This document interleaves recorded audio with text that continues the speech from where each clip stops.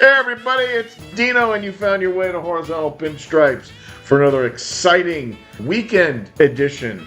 Joining me, as always, that Boy Mitch and the good Dr. Jake. Hey. You know, I don't know, you guys are a lot younger than me. I don't know if you watched the Old Timers weekend festivities and the game. Really fun. You guys grew up with the guys that we're seeing now. The Cones, the O'Neills, the Posadas, the Marianos. Of course, Jeter was missing, but I remember when it was DiMaggio and Mantle and Berra and Whitey Ford, and actually Babe Ruth and Lou Gehrig's wives were always there. So it was, you know, the fact that that was, 40, 50 years ago, and now the Yankees are still doing this as an organization, honoring their fans by rolling these guys back out, just for a fun weekend. Yeah. And I know they do a lot of cool things.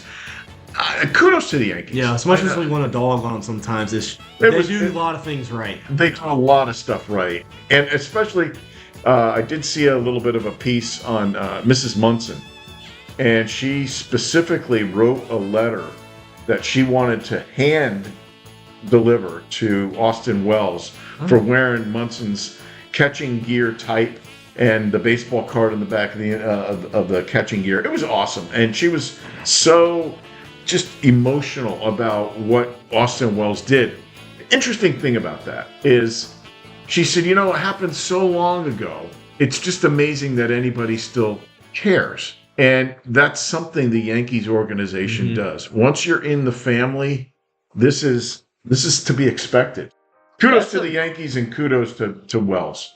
Yeah, that's a very emotional thing, and I definitely agree with you, and I think Wells brought that uniform type from an emotional standpoint, from a traditional standpoint, and just respect for not only the Yankees organization, but for Thurman Munson. Who came before, you know? So there's other interesting things going on, reasons to be excited. I don't want to go too much into this, but we got some pretty exciting activity at shortstop right now. What do you think? I think I might be in love. Really? Oh, yeah. It's only 4 games, but... So is the Scooble jersey still on, or are you replacing it now with the Lombard jersey? The Scooble jersey was in the cart. It's been now removed from the cart, and now I've scoured and I've found a 96 jersey and I added it into the cart. Did you? Yes. Okay. So there's a little bit of a maybe like a puppy love kind of a thing? Yeah, I mean, I gotta be careful because, you know, remember our last top prospect that came out that was a shortstop I'm still scarred over. But yeah, of the 4 games we've been watching, the eye test, I just love what I see. I see competitive at bats. He doesn't look overwhelmed, overmatched when he's batting. No. He was composed. Defensively, oh my God, all the quotes from Cashman and the Yankee organization, they're not lying about this kid's glove and his arm. Yeah, so many times where he dove that one where he dove out behind second base, got up and made a bullet throw. I'm thinking, oh my gosh, that I have not seen that. Yeah, I have not seen that in years. And then the one play he made up the middle for the double play, the DIY double play that Volpe got ate up on in Cleveland 2 months prior. Like, he makes it just look so effortless. He just seems complete to me. It's very early, but of the small itty-bitty sample size, he seems complete. He brings a nice little, like, locked-in, hungry energy. I think the IQ is there. Yes. And obviously the pedigree, his dad was a brief major league player and is still in the game. The family is athletic. His brother's playing. But my point on that is he's got pedigree. So you look at it and go, well, is the IQ there? And the IQ seems to be there. You were mentioning something about him in the clubhouse talking to Spencer Jones. Mitch, you get that quote. Pull that quote up for us. Yeah, so basically he walked up to Spencer Jones and a couple other teammates, and he asked, hey, what's the plan for tomorrow? Like, how do we attack this guy? What's the scouting report on this guy? Like, he's intelligent, and like I said last week, he's hungry. A 21-year-old kid working the room to get as much information as he can. for the next day's starter. And that may seem trivial, like, oh, he's just asking questions. He should be doing that. But I think that's what kind of separates him. I feel like most guys, whether it's experience or confidence, then they're just kind of doing their own thing, chilling in between games, relaxing. But he's in there hungry, and he knows he hasn't seen these arms before in his life. So he's searching around the room. I feel like, sorry, shots at Volpe. I feel like Volpe's just content. He's complacent, and he's not really searching. Throw bombs at Volpe necessarily yet. I probably will before this episode is over, but but I do sense a different kind of aura or energy out in the field. And do you think the players are picking up on that? I think so. Like game 1, his debut, I can't remember. Now, granted, I don't go as far back as you, but when I'm watching him hit that home run, he comes in the dugout, the usual, hey, all the way down the line. He takes his helmet off, soaks in the moment for like 2 seconds, and I look in the background and I see Garrett Cole, Max Fried, Judge, all these big-time, tenured, experienced players. They're just smiling. They're looking at him like almost like they're starstruck, like, holy shit, we might have something. Like, the way they're looking at him. Again, I don't want to get too hyperbolic. Yeah. But again, you look at the pedigree, you look at the energy. I think he brings a different energy, or has been, and that speaks to your point. Maybe he's working the room, getting the information that he needs to be a better player because he's not content. Mm-hmm. And baseball is a game. It's a game based on failure. So you want to minimize the failure and maximize the victories. And I think it was Michael Jordan who said something about so much of the game is about chance. So much of the game is about it is chance. You're in the right place at the right time, and good things can happen. But you have to prep. The preparation takes away the chance, so that you are standing in the right place. So you are ready to recognize the pitch. You are ready to put a good barreled up swing on a ball. You are in the right position to make a play. Whereas if you're not, and you're just content, I think a lot of times, even in life, if you're just content and you're letting life just wash over you, you're setting yourself up for a situation. Think about Rendon. He's just content. Like, he got the bag, and he was great at baseball, and he got a ring, and then he just fell off. Yeah, I think there's a difference. I think there's people who, like Pete Rose. I think Pete Rose had decent ability, but I think Pete Rose maximized every inch of Pete Rose. Yes, he did. To become Pete Rose. I think there's other players who, Stephen Drew comes to mind, Rendon comes to mind, guys that had really, really good potential, really, really good opportunities, but they didn't love the game.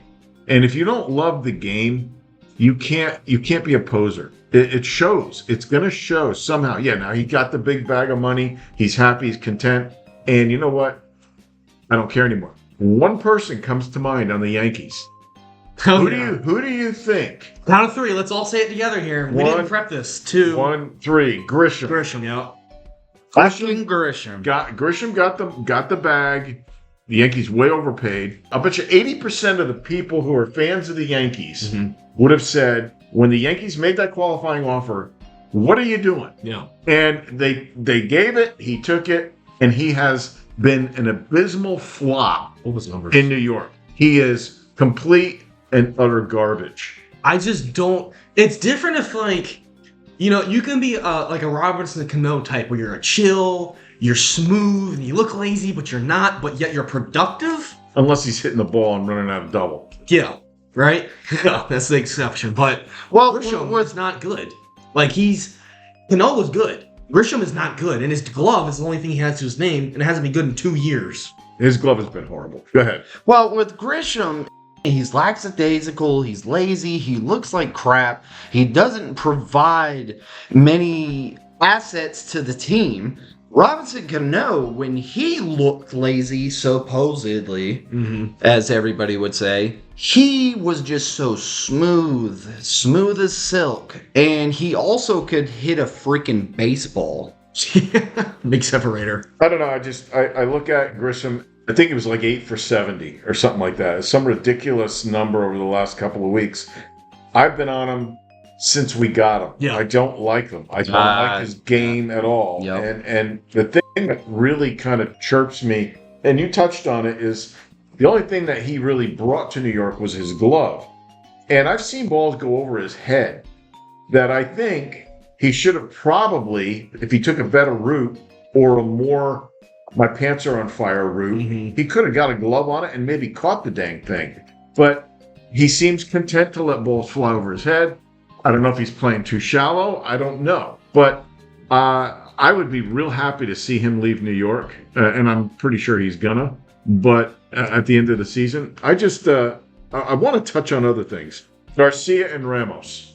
How do we feel about them? No, you brought it up. You said you enjoy having them on the team. I do. So why? I think Garcia is a good bat, good glove, and I think Ramos is going to be an upgrade in the outfield as opposed to Dominguez. I think anyone honestly could have been an upgrade in the outfield, and you have Schumann out there starting every game, and you have Grisham starting every game in the outfield. Ramos I do like as an upgrade. I hate his glove. I think he's Dominguez level-esque defensive qualities. Really? His glove is horrible. Yeah, he's a liability to San Francisco, and it's not going to change here.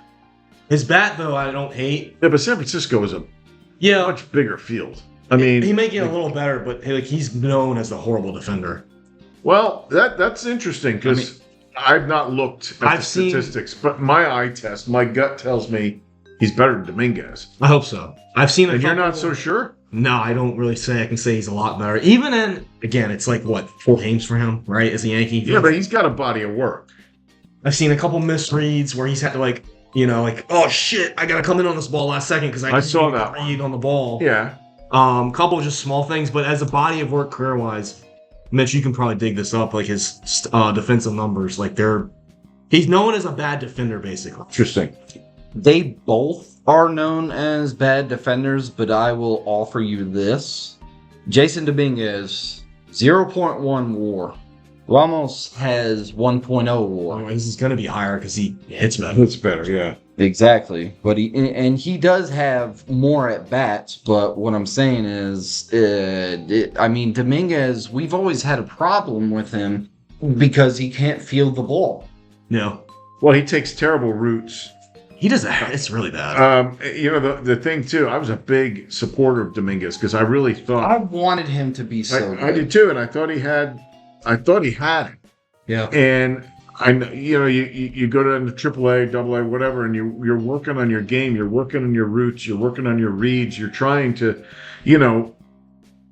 get your way back, claw your way back into the MLB. I thought he'd done that, and honestly, I've come to realize that I don't see it. But with the addition of Garcia and Ramos specifically, I like what I'm seeing with the bat, and I like what I'm seeing with the glove so far, because I guess I've gotten kind of conditioned to Dominguez's, oh my God. Yeah. I don't know. It's like a jumpy cat. But so to hear you say that kind of upsets my preconceived stereotypical idea of who he is going to be out there. So I'm hoping you're wrong. He's an upgrade for sure for our team, nonetheless. Offensively. Yeah. But defensively, you're not 100%. I'm not buying in on. I would like to see him prove me wrong, though. Well, maybe it goes back to your point, Dino, that once you come to the Yankees, they're going to polish you out a little bit, and maybe Ramos will start playing better defense than he did. Yeah. I mean, untapped potential, we'll see. I think when you come to the Yankees, I think when you come to any team, but specifically the Yankees, the lights burn a little brighter, stage is a little bit bigger. You got more microphones sticking in your face, and there's more to answer to. And I think perhaps you come to a team where you're always relevant. That adds a level of, I think it adds a level of stress to your game. Yeah. And some players can't do it. Maybe these guys can. I've been impressed with Ramos. He had a cool quote when he first came over. Oh, Garcia. Ramos did, and we'll get to Garcia, which I love as bad. Anyway, Ramos, I always love when Yankees get traded over and they're just kind of giddy about the Yankees, and they're like, hey, I'm a Yankee now. And he had a cool quote roughly saying, he took appreciation that an organization like them wanted to trade for him because they saw value and they're like, hey, we like this guy, we want him. Yeah. So he had a cool quote saying that roughly, and I was like, I like that. When they appreciate the pinstripes and like what comes with it, and they're now a part of it. Not just, oh, I'm on another team. No, you're starting out your medical career. You've worked a while. I've worked a while. It's always good to be appreciated, but so much of the time you get into the grind and you don't really see or you don't really feel what's going on. And it's nice to have somebody put eyes on you and go, hey, you know what? You're doing okay. Hey, you know what? We really appreciate having you. The biggest team in the game says that to you. In all sports. Right. It comes to you and says, hey, yeah, we find value in you. We want you to play. We like you. We're going to trade for you because we want you. That's got to just fill you with so much confidence. And maybe it will help his defense, like Mitch was saying. A little untapped potential. We'll see. We'll see. Hopefully. I mean, but that does bring me to a point. Because you, Doc, called them utility bats. Platoon bats. Platoon bats. That's even worse. It does lead me to a question that I want to ask you. Yeah. Where do they fit next year? I think Garcia definitely will probably... Look, you have been very adamant, speaking to us behind the scenes, that Stanton may not be in the picture long term. I think Stanton's going to be DFA. So if I also think he's going to be... If he's out of the picture come next year, that opens up a perfect lane for the Ben Rice, Garcia Jr. lane, a first base DH-esque. I would love that. Because Garcia is a great bat. I only was exaggerating last week a little bit by saying platoon bat. Is come playoff time, when we say we face the Red Sox and they've got Crochet pitching, he's not in that lineup. When they have any lefty pitching, he's not in that lineup. He may not be in the lineup, but I touched on this last week. Ben Rice was sitting, and they gave him an opportunity, and he rakes against opposition sides. He's improved. And he has. So you can't get better if you don't put you in the situation. And I'm a strong believer that if you're a major league player, you ought to be able to hit both sides. Maybe not as well, but you ought to be able to give competitive at-bats to both sides. Give the guy a chance. So you want to see him continuously, like right now, let's just let him play and let him develop and grow. Let's see if we can improve him from facing lefty on left. Yeah, a little bit. Yeah. And maybe put him in opportunities where... Now, okay, granted, Sale yesterday, Sale's a beast. Yeah. But who batted against Sale yesterday Ben that Rice. you wouldn't normally see? Ben Rice, Spencer Jones. Yeah. And guess what? Freaking competing against a guy who is a Cy Young winner. And a guy's likely going to the Hall of Fame and giving competitive at-bats that helped the Yankees win the game. Yeah. So I know that was more of a need. The Yankees didn't have a choice. These guys have to play. But I think there's value built in there that they're getting those kind of competitive at-bats, and they're seeing that, hey, I can do this against Chris Sale. That means I can do this against, Bo Hadley or whatever the heck his name is. I think it can only help. We got just under 2 months till playoffs, so let's give them a chance, like you're saying, and let them develop and see what we got. So bouncing back to how long we have these guys. Again, we have Ramos until 2030. A nice little piece. I do like him because the control is great. Even if you were to trade him on the back end, say 2 years from now, you still have another year. So he's a valuable asset, not just for the Yankees, but beyond as well. And then we have Luis Garcia Jr. until after the 2026 season, but he is eligible for arbitration. Yeah, so we have them a year after them. So, again, it goes back to Dino's point last week that they are preparing for the future. I think so. Yeah. I think so, but there's holes. So let's look at some of these holes. Potential holes. Yeah. Okay. Trade deadline. I think most people are going to say the Yankees were underwhelming. It looks like we have a shortstop. Are we going to see Volpe again? This year? Are we going to see Volpe again? Ever. I would say this year, no. Next year, I think he's probably your second baseman. Knowing the Yankees. So you're saying Jazz is done? Jazz is done. I agree. What do you think, Mitch? I think Jazz is done. I do not foresee the Yankees re-signing him after this year. What do you think about Volpe at second? What other options are out there right now that are going to be future free agents at the end of this season? Is there anybody? I mean, because we could always make a trade, but I mean, free agents. Who are going to be the free agents after this season?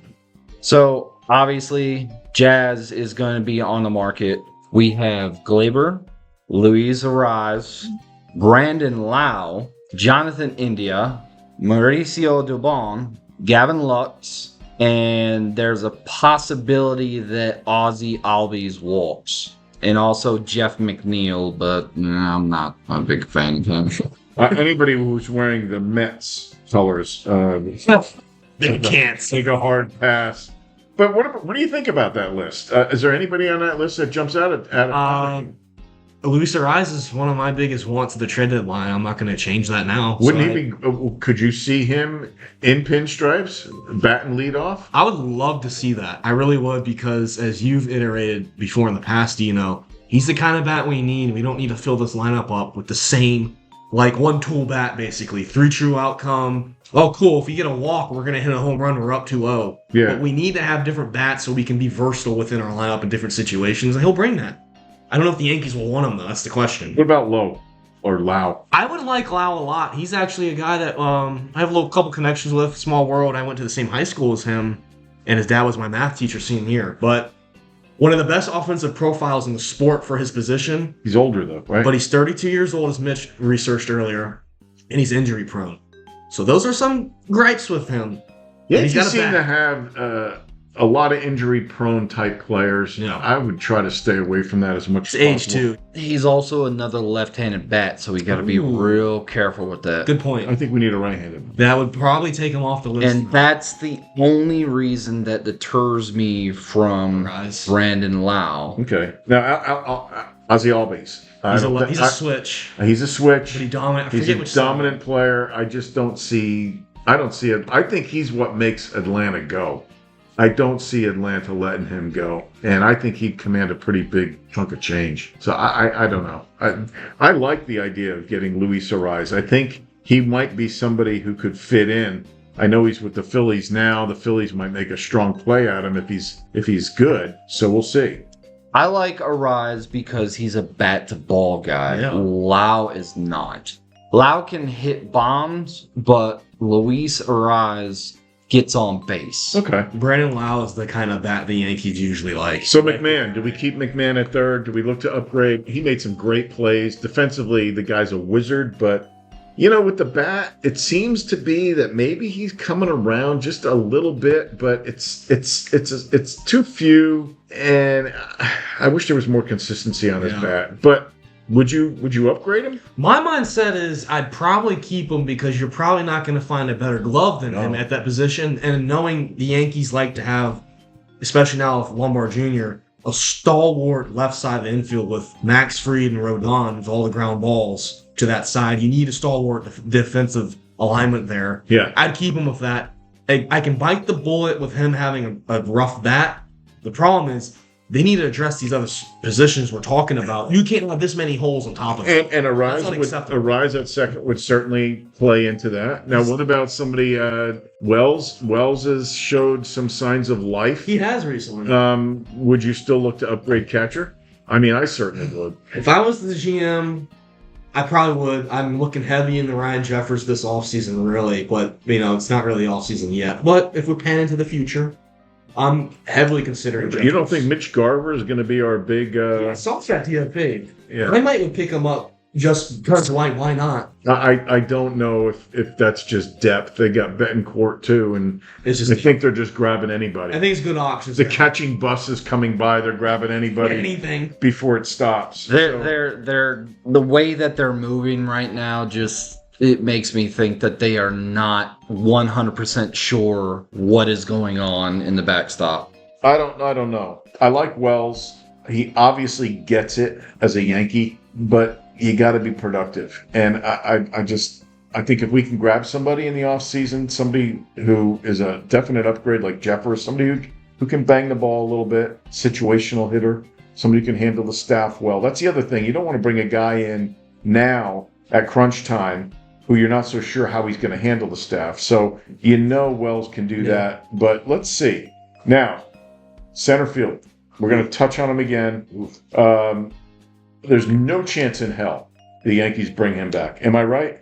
I hope you're right. Please. You mean you're thinking there could be a little doubt in your mind? No, I don't think they bring him back. But Mitch, do you think they're going to bring back Grisham? I do not see this guy in a Yankee uniform. So while we're going to bang this out a little bit, see if there's any center fielders that we could possibly upgrade to. Do you see any situation other than slotting Bellinger to center, and then you got Ramos in left and Judge in right with probably a platoon situation or a fourth outfielder type floating around? What do you see? My goal would be once Bellinger comes back, he's the key. He's going to unlock the door for the outfield right now. Okay. He can then slot him into center field. That will then allow you to bench Trent Grisham. If it was up to me, that's what I would do. I would then put Ramos in left field, and then right field until Judge is going to be back. You're going to have to kind of just figure that out with, like, say, Jones. You name it.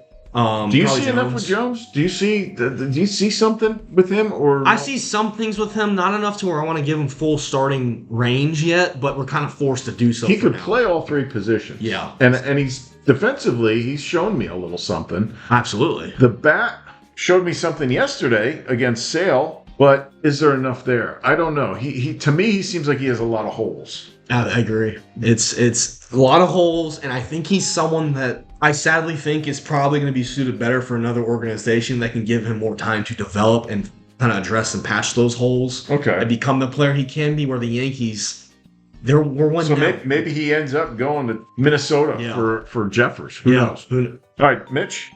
So, Luis Robert Jr., Cedric Mullins, Trent Grisham, Victor Robles, and Miles Straw. Holy crap, that's a horrible market. Okay, so there's nothing out there, and Bellinger is the upgrade. I'd make him the center fielder. Absolutely. Okay, so now I have another question. Judge in right, do you DH him 100% of the time? No. What do you do? I'm gonna DH if you're him. the Yankees, if you're Boone, and you've got a healthy Aaron Judge. Knowing his age, knowing the importance that he is to the organization, how many games do you put him in for?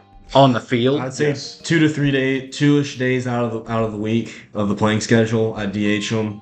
They usually don't really DH him, at least this year, prior to injury at all, honestly. I'd probably try and DH him 2 to 3 times a week. I don't want to full on DH him yet. I don't think we have to yet, but we should be cautious with the big body he is and how important he is to the team. Let's DH him a little more.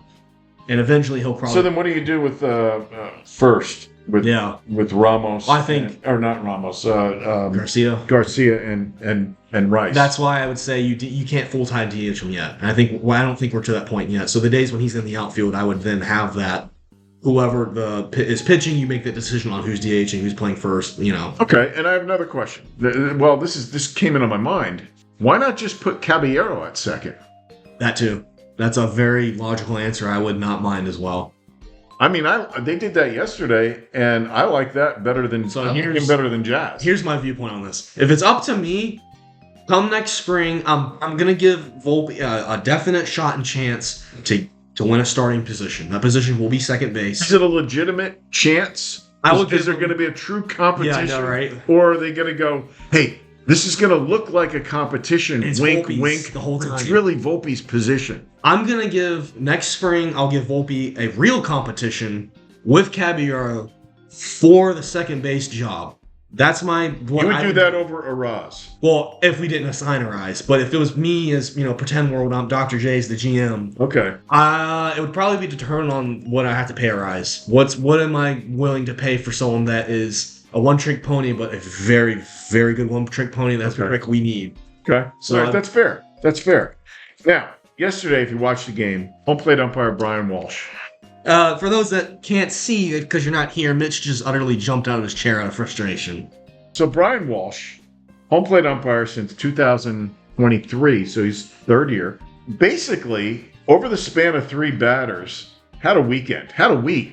And here's the thing that really jumped out at me. Well, there were 2 things, but this is the first thing. Then I'm going to turn it over to you guys. But he rang up Lombard twice. Lombard, a rookie, playing in his 3rd or 4th game, has just a handful of bats, had the courage to challenge and win on both counts, which I think jettison the Yankees to a victory. I really do, because I think it just agree. got everything going. Then he missed a hit batsman. He called it a hit. Said Spencer Jones had got. They showed the replay. You could have driven a truck in between where the ball was and Spencer. There was no way. I don't know what the heck he was looking at, or maybe there was a sound he was going off of, but that didn't work. And then Jones comes back and just rakes a triple. So it brings me to a question. Common sense time. Okay. How are umpires held accountable in this league? If you're asking me, I don't think they're held accountable at all, to be honest. I think in this league, and this might be a hot take, I think they're in this realm or group. Once they are made a MLB umpire, and they're the MLB union. Like a tenured umpire, Yes. like a tenured professor. Yeah. They're in they have the union like the players do, and it's a strong freaking union.